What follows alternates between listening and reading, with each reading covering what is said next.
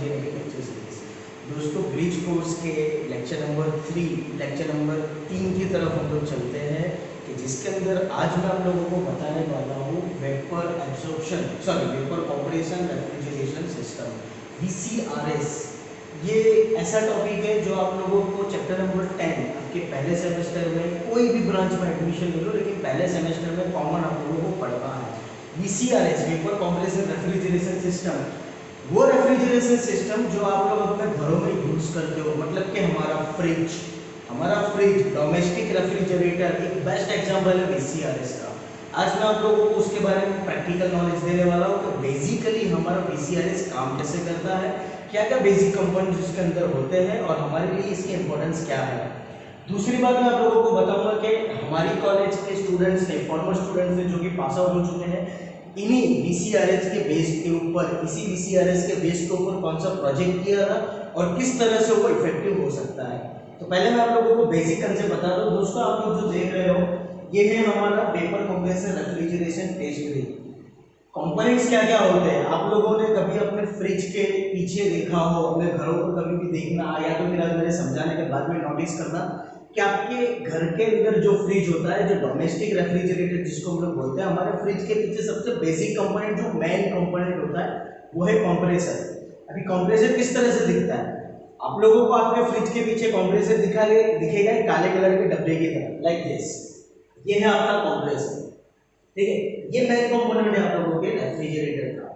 Compressor के बाद मैं आप लोगों को पहले बेसिक कंपोनेंट बता दूं। बेसिकली 4 कंपोनेंट होते हैं। कंप्रेसर, ये, फिर आपके फ्रिज के पीछे एक काली कलर की जाली आप लोगों को दिखती होगी। नॉन टेक्निकल लैंग्वेज में बोल रहा हूँ, काली कलर की जाली। टेक्निकली उस चीज को बोलते हैं कंडेंसर, मतलब कि ये वाला पोर्शन, बिल्कुल ऐसे पोर्शन आपको देखने को मिलता होगा। ये दूसरा कंपोनेंट हो गया।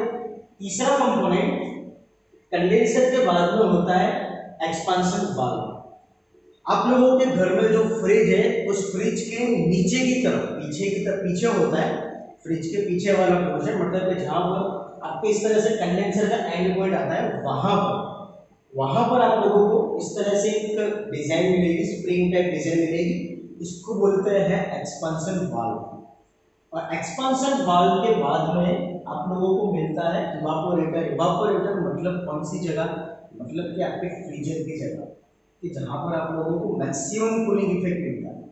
क्योंकि आपके पूरे फ्रिज की बॉडी में जहां पर आप बर्फ जमा रहे हो, मतलब कि आपका freezer, that point is your evaporator. तो ऐसे बेसिक 4 कंपोनेंट होते हैं हमारे डोमेस्टिक रेफ्रिजरेशन सिस्टम में: कंप्रेसर, कंडेंसर, एक्सपांशन वाल्व और होता है इवापोरेटर। ऐसे 4 बेसिक कंपोनेंट होते हैं। पांचवा कंपोनेंट भी होता है ये आप लोगों का कलेक्टर है, वन टाइप ऑफ, कि जहां पर आप लोगों का रेफ्रिजरेंट कलेक्ट होता है। रेफ्रिजरेंट क्या है मैं समझाता हूँ, इसको आप एक्सप्लेन करो ना करो चलेगा, इतना इंपॉर्टेंट नहीं है। मैं हमारे लिए ये 4 कंपोनेंट। अब नेक्स्ट, रेफ्रिजरेंट मैंने जो टर्म यूज किया, उससे पहले रेफ्रिजरेंट शब्द यूज करने से पहले एक सवाल ये कि आप लोगों के दिमाग में कभी तो ये आता ही होगा कि फ्रिज है, फ्रिज के अंदर हम लोगों को ठंडक क्यों मिल रही है, या एसी है, जब हम लोग एसी चालू कर देते तो हमारे रूम में ठंडक क्यों मिलती है। तो उसका रीजन है ये रेफ्रिजरेंट, ये सब्सटेंस। रेफ्रिजरेंट की वजह से हमको कूलिंग इफेक्ट मिलता है।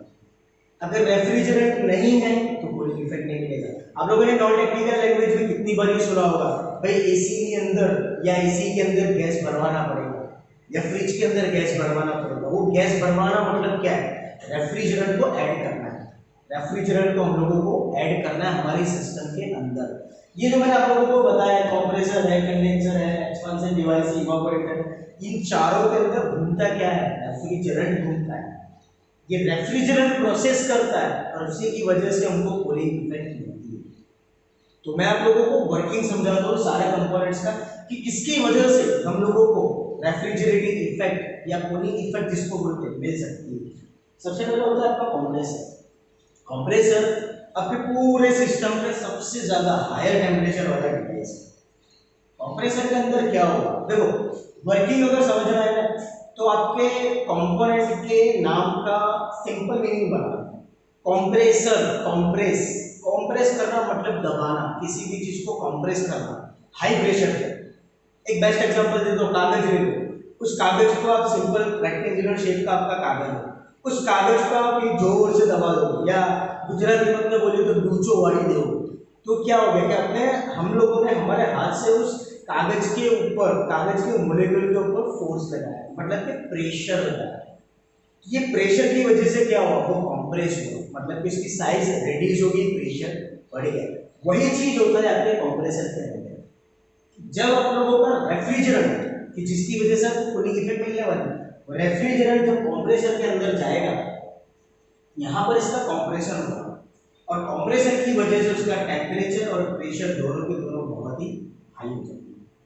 ये रेफ्रिजरेंट, कंप्रेस रेफ्रिजरेंट कंप्रेसर से निकलने के बाद, मेरा हाथ जब बोलेगा उसको ठीक से देखना, कंप्रेसर से निकलने के बाद ये रेफ्रिजरेंट जाएगा सीधा आपका कंडेंसर के अंदर, मतलब कि यहाँ कंडेंसर के अंदर क्या होगा, तो ये कंडेंसर के अंदर जैसा कि मैंने आपको बोला, हमारा रेफ्रिजरेंट कंडेंसर के अंदर को इस तरह से घूमेगा।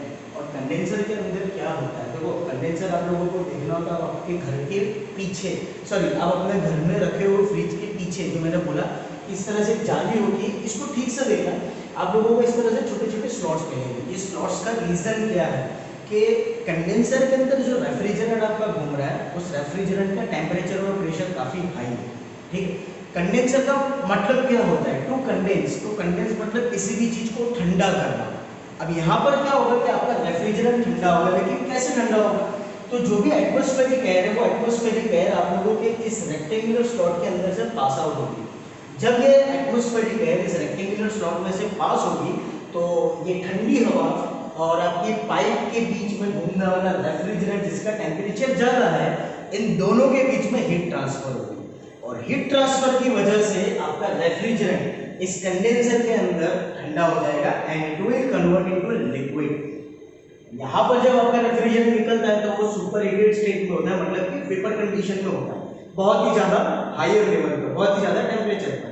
लेकिन जब कंडेंसर में से आपका रेफ्रिजरेंट पास होता है तब वो हो जाता है लिक्विड स्टेट में कन्वर्टेड, और वो लिक्विड स्टेट का रेफ्रिजरेंट मैं आप लोगों को यहाँ पर दिखाऊंगा, ठीक है। अब ये रोटामीटर है, ये हमारे प्रैक्टिकल के लिए है, ठीक है, प्रैक्टिकल के समझने के लिए। इसको भी हमारे घर पर जो फ्रिज होता है उसमें इसको समझने की जरूरत नहीं है। कंडेंसर के बाद में से आपका रेफ्रिजरेंट जाता है सीधा एक्सपांशन डिवाइस में। एक्सपांशन टू एक्सपांड, एक्सपांड यानी फैलना, किसी भी चीज को फैलना होगा उसको एक्सपांड करना होगा। तो यहाँ पर एक्सपांशन डिवाइस में वही चीज हुई कि जो भी रेफ्रिजरेंट आपका ठंडा होने के बाद एक्सपांशन डिवाइस में आएगा, it will get expanded. Expansion की वजह से क्या होगा, अब जैसे कि मैं आपको बेस्ट एग्जांपल दूं, गुब्बारे में जो हवा भरी हुई है, उस हवा को जब हम लोग इतने बड़े रूम के अंदर रिलीज करेंगे तो डेफिनेटली कि गुब्बारे के अंदर जो हवा का प्रेशर बढ़ रहा है वो प्रेशर, और रूम के अंदर जब आप इस एटमॉस्फेरिक मतलब कि गुब्बारे की हवा को रिलीज करोगे वो प्रेशर, दोनों में फर्क होगा। क्यों? क्योंकि यहाँ पर आपके हवा को एक्सपांड होने के लिए स्पेस मिल रही है, तो definitely pressure will be lower with compare to your balloon, balloon की कंपेयर में कम हो जाएगा, ठीक है। तो वही चीज यहाँ पर होती है कि जब ये हायर प्रेशर वाला रेफ्रिजरेटर कंडेंसर में आकर के क्या होगा, टेम्परेचर आपका लो हो गया लेकिन प्रेशर तो आपका एज इट इज था, वो प्रेशर आपके एक्सपांशन डिवाइस में आकर के लो हो जाएगा। और ऐसा लो प्रेशर लो टेम्परेचर वाला रेफ्रिजरेंट यहाँ से फिर हम लोग बेचते हैं हमारे इवापोरेटर के अंदर। इवापोरेटर के अंदर भी सर्कुलेशन में गोल गोल एक कॉपर की ट्यूब लगी होती है। मैं आप लोगों को मेरे बच्चों के प्रोजेक्ट में दिखाऊंगा ये चीज के कैसे होती है, मैं आपको क्लियर दिखाऊंगा, ठीक है, वो चीज मैं आपको क्लियर दिखाऊंगा। इवापोरेटर के अंदर होगा क्या, इवापोरेटर एक ऐसा स्पेस है कि जहां पर आप लोगों को मैक्सिमम कूलिंग मिलती है। Best example, sorry best view हमारा फ्रिज का फ्रीजर, वहां पर क्या होता है कि जितनी एनर्जी आपको चाहिए उतनी मैक्सिमम अमाउंट की हीट एनर्जी वो एरिया एब्जॉर्ब कर लेगा, और जितनी एनर्जी वो एब्जॉर्ब करेगा उतनी ही कूलिंग इफेक्ट आपको फ्रीजर के अंदर मिलेगी। लेकिन वो जो एनर्जी एब्जॉर्ब की गई है वो एनर्जी किसको मिलेगी, यहाँ से एक्सपेंशन डिवाइस में से जो रेफ्रिजरेंट आपका इवापोरेटर की कॉइल में घूमेगा उसको मिलेगी, और वो रेफ्रिजरेंट हीट एनर्जी एब्जॉर्ब करके फिर से, प्रेशर तो आपका कांस्टेंट है लेकिन टेम्परेचर थोड़ा सा बढ़ेगा, और वो फिर वापस से रेफ्रिजरेंट इवापोरेटर में से निकलने के बाद में जाएगा वापस कंप्रेसर पे। दोस्तों एक और चीज मैं आपको बता दूं, यहाँ पर आप लोगों को एक वाल्व दिख रहा होगा, मैंने आप लोगों को शुरुआत में बोला, मेरे वीडियो की शुरुआत में बोला कि नॉन टेक्निकल लैंग्वेज में ऐसा बोलते हैं, जब भी कूलिंग इफेक्ट नहीं मिलती तो हम बोलते हैं गैस भरा हो ऊपर से। तो वो गैस भराना मतलब कि रेफ्रिजरेंट को आपके सिस्टम के अंदर ऐड कैसे किया जाता है, तो उसको यहाँ से ऐड किया जाता है। इस वाल्व को ओपन करो, ठीक है, और रेफ्रिजरेंट की इस तरह से बॉटल आती है, उस बॉटल के आउटलेट में भी एक वाल्व लगा रहता है, पाइप होती है, उसको यहाँ पर कनेक्ट कर दिया जाता है। वाल्व ओपन करो, सीधा रेफ्रिजरेंट आपके सिस्टम में, ठीक है। अब मैं आप लोगों को दिखाता हूँ कि टेम्परेचर्स किस तरह से होते हैं अलग अलग कंपोनेंट्स के लिए। जैसे कि आप लोग देख सकते हो दोस्तों कि पहले पॉइंट के लिए आपका टेम्परेचर है 910 आप वेरी होते हुए देख रहे हो। पहला पॉइंट मतलब कि हमारा ये वाला पोर्शन, इवापोरेटर में से जो आपका रेफ्रिजरेंट निकला उसका टेम्परेचर, ठीक है, दैट इज योर 9 और 10 डिग्री सेल्सियस। सेकेंड पॉइंट के लिए आपको टेम्परेचर मिलेगा 58। सेकेंड पॉइंट कौन सा है, तो रेफ्रिजरेंट जब कंप्रेसर के अंदर कंप्रेस होने के बाद निकल रहा है। मैंने आपको पहले ही बोला था कि कंप्रेसर के अंदर कंप्रेस होने के बाद रेफ्रिजरेंट का टेम्परेचर काफ़ी हाई होता है, that is your 58 degree Celsius. Next point 3, sorry, that is your 23। मतलब के रेफ्रिजरेंट आपका कंडेंसर में से घूमने के बाद निकल रहा है वो। मैंने आपको पहले ही बोला एक्सप्लेनेशन में कि कंडेंसर में से रेफ्रिजरेंट निकलने के बाद उसका टेम्परेचर क्या होता है, डिक्रीज हो जाता है। तो आप देख सकते हो डिफरेंस 58 से 23। And the last one is after expansion, 4 degree Celsius maximum cooling मिलेगा आपका इवापोरेटर में, एक्सपांसन डिवाइस में से निकलने के बाद में, ठीक है। अब मैं आपको दिखाता हूँ रोटामीटर। देखो रोटामीटर, ये रोटामीटर है डिस्चार्ज मेजर करने के लिए। इसके अंदर आप देख सकते हो कि एक साइनिंग बोर्ड है जो कंटिन्यूसली फ्लोट हो रहा है, और जो लिक्विड आपको दिख रहा है ना, दैट इज रेफ्रिजरेंट। कि कंडेंसर में से निकलने के बाद आपका रेफ्रिजरेंट कूल होने पर, ठंडा होने पर कुछ इस तरह से लिक्विड स्टेट में दिखेगा, जो कि आप लोग क्लियरली देख सकते हो। ये है आपका रेफ्रिजरेंट, ठीक है। अब नेक्स्ट मैं आप लोगों को दिखाता हूँ मेरे बच्चों का प्रोजेक्ट जो कि उन लोगों ने बनाया हुआ था, जिसको बोलते हैं हम लोग पोर्टेबल वेजिटेबल कोल्ड स्टोरेज। पास में से